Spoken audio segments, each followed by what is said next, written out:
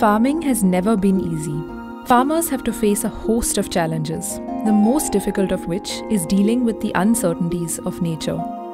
In the current global scenario, climate change is adding to their woes. 15-20 दिन पड़ा कोयला, इसके बाद में सिर्फ एक दिन पड़ी जब बर्फ पूरे अमरूद पे फल पे जम गई थी।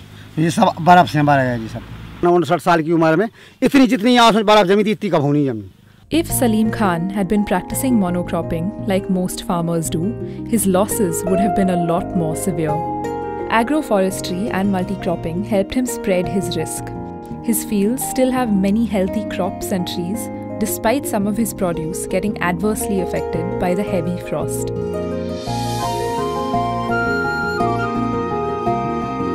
बुंदेलखंड रेनफॉल या जलवायु परिवर्तन के मामले में बहुत सेंसिटिव है।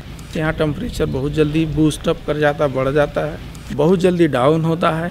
रेनफॉल यहाँ बहुत अनसर्टेन है, इसलिए यहाँ पर जलवायु परिवर्तन का बहुत ज़्यादा इम्पैक्ट यहाँ देखने को मिल रहा है। The solution lies in promoting farming techniques which will help the farmers in adapting to the changing climate without reducing their agricultural income. सबसे पहले तो हम ये देखेंगे कि हम जो क्लाइमेट चेंज हो रहा है उसी के अनुसार हम सीड लें। जैसे यहाँ बुंदेलखंड में हीट की प्रॉब्लम है तो हीट रेजिस्टेंट वैरायटी लें, शॉर्ट ड्यूरेशन वैरायटी लें, कम पानी में अधिक पैदा करने वाली उस टाइप की वैरायटी लें। शॉर्ट ड्यूरेशन क्रॉप्स का होने का फ़ायदा ये होता है कि मौसम के बदलाव का उन पर असर कम होने की गुंजाइश होती है। गेहूँ अगर यहाँ की मुख्य फसल है, स्वर्णा और पूर्णा जो वैरायटीज़ हैं वो कम समय में उत्पादन देती हैं, कम पानी लेती हैं। 1200 किसान कि लगभग हम लोगों के साथ जुड़े और नए नए बीजों को उन्हें अपनाया और उससे अपने परिवार की स्थिति को, आर्थिक स्थिति को ऊपर किया।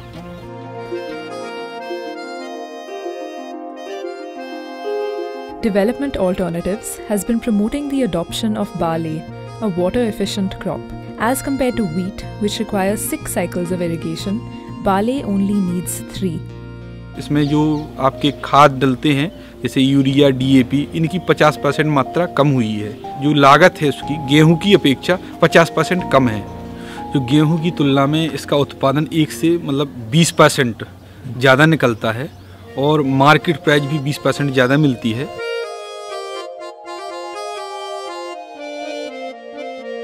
To help farmers deal with the vagaries of the changing climate, it is important to have proper crop planning for the summer and the winter season.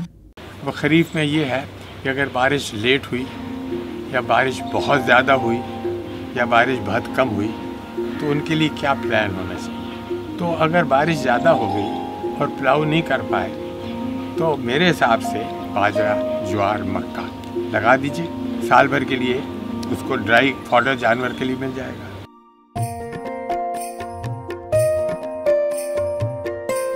To increase water holding capacity of their land and improve soil fertility, many farmers are adopting organic farming practices like vermicomposting and Amrit Mitti. जो urea, DAP रासायनिक खादों का वो इस्तेमाल करते थे उनसे हमें मुक्ति मिली है और उसमें हमारा पैसा जाता था तो अब वो पैसा नहीं लगता है और हमारे जो अपने खुद की मेहनत से अमृत मिट्टी बना के अपने खेत में फसल में यूज कर रहे हैं। यूरिया से अधिक पानी लगता है और अमृत मिट्टी डालने से कम पानी लगता है जो कि अपनी ज़मीन में नमी बनाए में रखने में मदद मिलती है। जैविक खाद से अच्छी फसल पैदा होती है और बीमारी नहीं होती है, लागत कम लगती है। गोबर खाद का घर का है अपना, अपन खुद बना सकते हैं खाद को।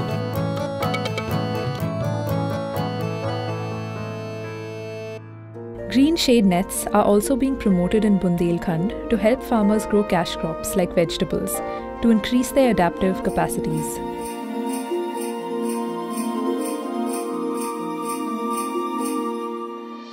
Development Alternatives has been promoting water-efficient irrigation practices to help farmers adapt to the changing climate. Sprinkler irrigation system आप कहीं लगाते हो सब्जी की खेती में, बागवानी में, तो ड्रिप और स्प्रिंकलर इरिगेशन में ये देखा गया है कि इससे 40% पानी की बचत हो जाती है।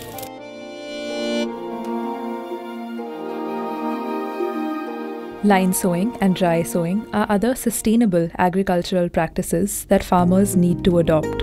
अधिकतर फसलें छिड़काव बोई जाती हैं। सिर्फ एक तकनीक का परिवर्तन कर लें कि जो छिड़काव पद्धति है उसको लाइन में बोने लगे या पंक्ति में बोने लगे तो ये अपन क्लाइमेट से जो प्रभाव पड़ रहा है वो कम हो जाएगा और उपज भी अच्छी मिलेगी।